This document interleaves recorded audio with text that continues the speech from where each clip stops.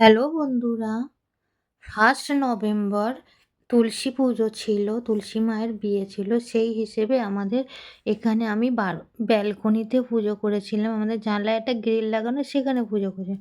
যেহেতু আমাদের বাড়িতে কোনো জায়গা নেই বা আমাদের ছোট ঘর, সেই জন্য এইখানে পুজো করা হয়েছিল। তা আমাকে বলেছিল 2nd নভেম্বরও ছিল, তা আমি দুদিনই পুজো করেছিলাম। তা আমি আর ভিডিও দিতে ভুলে গেছি। আর ভিডিও এডিটও করতে পারিনি, সেই জন্য দিতে ভুলে গেছি। এই জন্য এখন দিলাম। বন্ধুরা, তোমরা কিছু মনে করো না।